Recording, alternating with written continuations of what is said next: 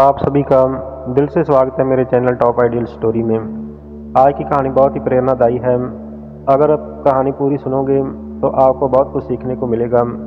सुनते हैं आज की कहानी। बहुत पुरानी बात है कि किसी गांव में वीरू कुम्हार रहता था। वह बहुत अच्छे और सुंदर मिट्टी के बर्तन बनाता था। एक बार वीरू ने 4 मिट्टी की सराइयाँ बनाई। वो सराइयाँ बहुत ही सुंदर बनी, लेकिन इतना सुंदर होने के बावजूद भी कुम्हार के सभी तरह के बर्तन तो बिक गए, लेकिन उन 4 सराइयों का कोई खरीदार नहीं आया। इस बात को लेकर वह चारों ही सराइयाँ बहुत दुखी रहती थीं कि इतना सुंदर होने के बावजूद भी हमारी कदर क्यों नहीं है। काफ़ी दिनों तक कोई खरीदार न आने की वजह से वह चारों ही खुद को बेकार समझने लगी थीं। एक दिन वह चारों ही सराइयाँ अकेली रह गईं, बाकी सब बर्तन बिक गए। उस अकेलेपन को मिटाने के लिए ये चारों सराइयाँ आपस में बातें करने लगीं। एक सराई बोली कि मैं तो एक बहुत ही बड़ी और सुंदर सी मूर्ति बनना चाहती थी, ताकि किसी अमीर आदमी के घर की शोभा बढ़ाती, लोग मुझे देखते और मैं गर्व महसूस करती। लेकिन देखो, मैं तो एक सुराही बनकर ही रह गई, जिसे आजकल कोई नहीं पूछता है। तभी दूसरी सराई ने अपना दुख बताते हुए कहा कि किस्मत तो मेरी भी खराब है। मैं तो एक दिया बनना चाहती थी, ताकि लोगों के घरों में मैं उजाला फैला सकती और मैं अपनी चारों ओर हमेशा रोशनी ही रोशनी बिखेरती। लेकिन देखो क्या किस्मत है, केवल मैं एक मामूली सराही बनकर रह गई। अब तीसरी सराही से भी रुका न गया और उसने भी अपने दुखों की कहानी बतानी शुरू कर दी। वह बोली कि देखो, तकदीर ने मेरे साथ क्या खेल खेला है। मुझे धन से बहुत ही प्यार है, इसी कारण मैं एक गुल्लक बनना चाहती थी। अगर मैं गुल्लक होती तो लोग मुझे खुशी से ले जाते और मुझे हमेशा पैसों से भरकर रखते, लेकिन मेरी किस्मत में तो केवल एक सराही बनना ही लिखा था। अपना अपना दुख सुनाने के बाद तीनों सराहियाँ वो चौथी सराही की तरफ देखने लगीं। चौथी सराही उन तीनों को देखकर मुस्कुरा रही थी।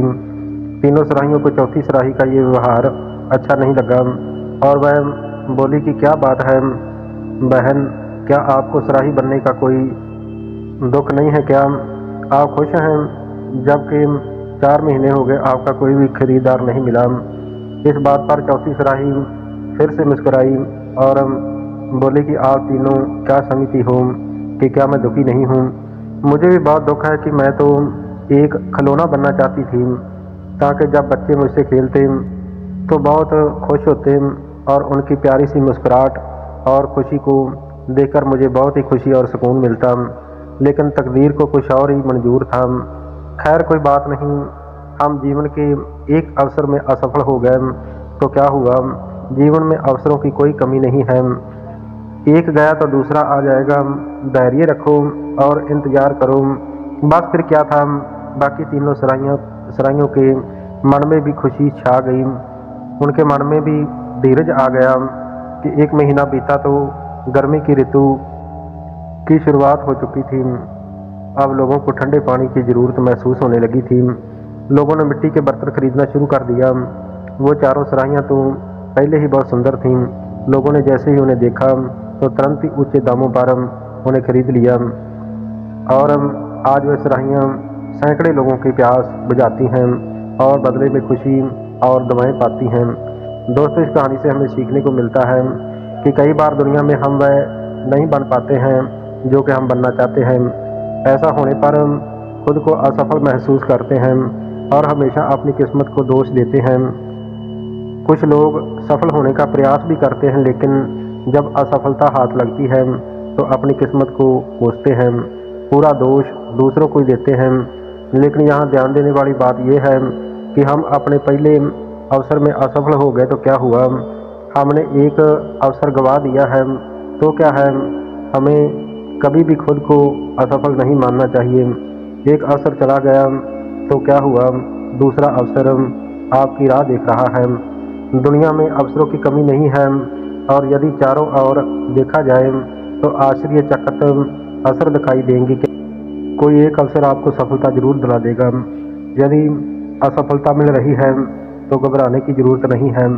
खुद पर विश्वास रखो, हमेशा धैर्य बनाए रखो और धैर्य रखकर लगातार प्रयास करने वाले लोग अंत में सफल जरूर होते हैं। एक बार सफलता नहीं मिली तो क्या हुआ, मन से लगातार प्रयास करते रहें और हमेशा दिमाग में पॉजिटिव विचार रखो। सफलता एक दिन आपके कदम ज़रूर चूमेगी। ये कहानी आपको कैसी लगी? कहानी आपको अच्छी लगी हो तो हमारे चैनल टॉप आइडियल स्टोरी को सब्सक्राइब जरूर करें। अच्छा सोचो, अच्छा करो और हमेशा खुश रहो। आप सभी का बहुत बहुत धन्यवाद।